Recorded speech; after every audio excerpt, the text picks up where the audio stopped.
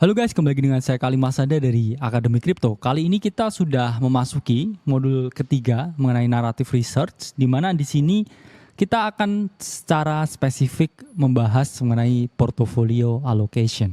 Nah, sebelum kita ngomongin gimana caranya melakukan portfolio allocation, jadi kita bedah dulu apa itu definisi portofolio. Jadi portofolio merupakan kumpulan daftar aset untuk mencapai suatu tujuan tertentu. Jadi teman-teman di sini pasti ya, ketika mau memiliki tujuan, itu teman-teman pasti list ya beberapa aset yang harus teman-teman beli untuk mencapai tujuan keuangan tersebut. Jadi ada beberapa alasan kenapa portofolio ini harus di-manage. Pertama, untuk mengetahui ya identitas diri. Kedua, teman-teman perlu mengetahui tujuan.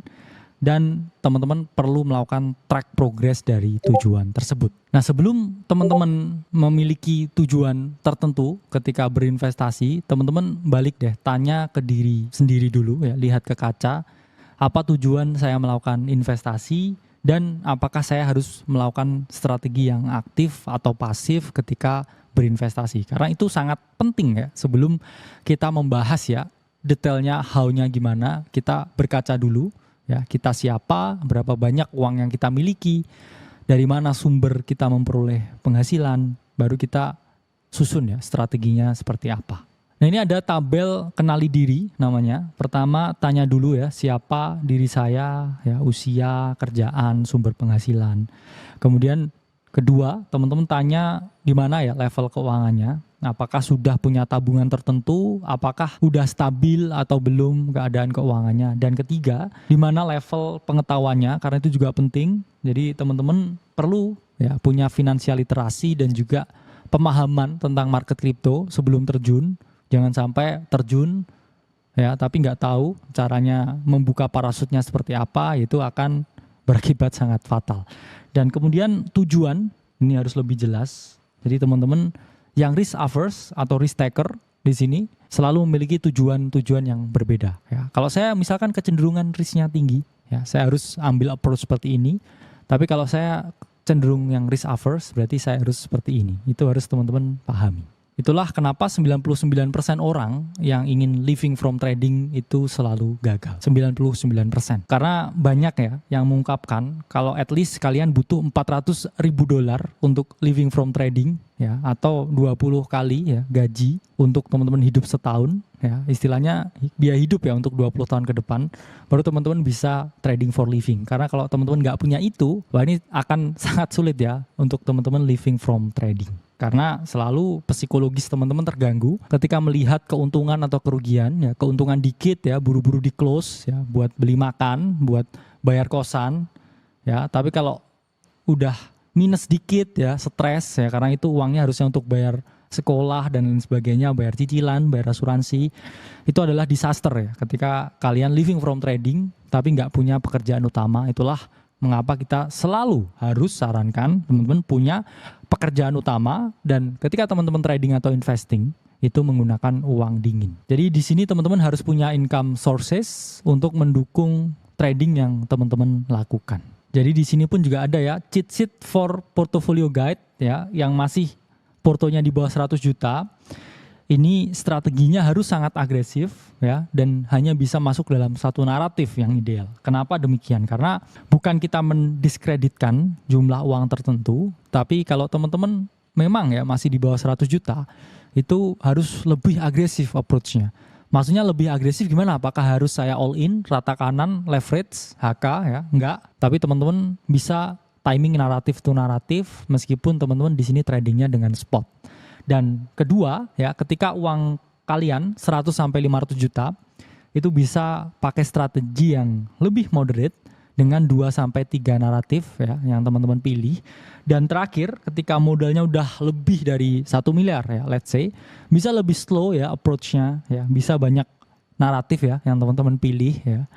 Karena room to error-nya ini sangat kecil ya. Sementara ketika teman-teman uangnya terbatas ya, room to error-nya sedikit ya. Riset, punya conviction tinggi sebelum mengeksekusi suatu trade atau suatu investasi tertentu Oke. Nah, kedua, setelah teman-teman bisa lihat siapa kalian bisa menentukan ya tujuannya. Apakah saya harus pasif? Apakah saya harus agresif? Terus ini seperti apa ya supaya saya dapat goals-nya? Karena kan kalau masih di bawah 100 juta ya saya ingin kaya ya. Saya ingin secepat-cepatnya grow my portfolio. Baru teman-teman di sini ketemu ya tujuannya. Oh, saya harus seperti ini. Ya. Uang saya belum banyak nih ya. Saya harus banyak riset. Harus punya conviction tinggi ketika berinvestasi pada sesuatu. Karena di sini kalau misalkan modalnya ya masih di bawah 1M, tujuannya ini adalah mencari kekayaan sebesar-besarnya. Karena kalau kita lihat ya mungkin 1M terlihat banyak, tapi untuk dunia saat ini dengan inflasi, dengan kenaikan harga ya, dan ketidakpastian yang kita hadapi di dunia, ini relatively kecil ya jumlah tersebut. Karena teman-teman untuk pensiun itu butuh 20 kali uang tahunan baru teman-teman bisa pensiun. Dan kalau teman-teman uangnya 1-10 miliar, ini teman-teman bisa ya diversifikasi untuk financial freedom. Artinya nggak usah terlalu agresif ya, play on big caps ya, bahkan hanya ke Bitcoin dan Ethereum pun juga oke ketika teman-teman udah segini uangnya. Dan ketika teman-teman lebih dari 10 miliar, ini udah merdeka finansial ya kita sebutnya. Teman-teman hanya perlu menjaga kekayaannya, jadi mungkin pilihannya hanya Bitcoin ya. Kalau udah terlalu gede dan teman-teman pengen save aja daripada nilainya hancur, fiatnya ini semakin berkurang, ya teman-teman cukup ya parkir di Bitcoin dan teman-teman akan terlindungi dari turunnya nilai fiat. Dan untuk portfolio allocation kita selalu ungkapkan 70% harus di spot ya, dan maksimal teman-teman di future ini hanya 30%.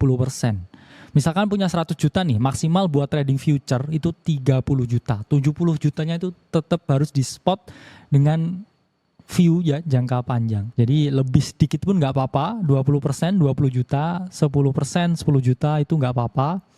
Itu akan jauh lebih safe daripada teman-teman semuanya ini ke future. Karena itu sangat berisiko tinggi. Ya ketiga, bisa melakukan track progress. Memang ini cenderung toksik ya, karena selalu ada pertanyaan ya, uang segini jadi berapa bang? Uang segini naik ke segini berapa lama bang? Ini adalah pertanyaan-pertanyaan yang saya sering dengar, yang selalu diungkapkan para pemula, padahal pertanyaan ini toksik ya. Tapi karena di sini harus kita bahas ya, kita bahas. Jadi ketika teman-teman udah tahu tujuannya dan gimana mencapai tujuan tersebut, teman-teman bisa melakukan tracking ya, progress dari kenaikan aset yang teman-teman miliki. Kalau teman-teman ambil approach ya yang sangat agresif ya dengan uang yang di bawah 1 miliar ya, di bawah 100 juta, 1-2 tahun ini teman-teman akan kelihatan hasilnya. Tapi di sini teman-teman yang udah portofolio size-nya cukup, ini 5-10 tahun ya, 2 cycle crypto ini biasanya cukup ya terlihat. Dan terakhir ya, ketika teman-teman udah merdeka finansial, punya lebih dari 10M, ini nggak ada jangka waktu atau infinity ya, bisa hold ya kripto selamanya karena kripto adalah aset masa depan dan melindungi nilai kalian dari penurunan fiat yang pasti terjadi. Yuk mulai sekarang range portofolio kamu supaya kamu bisa tracking aset investasi yang kamu miliki. Saya Kali Masada dari Akademi Kripto, sampai berjumpa di modul selanjutnya.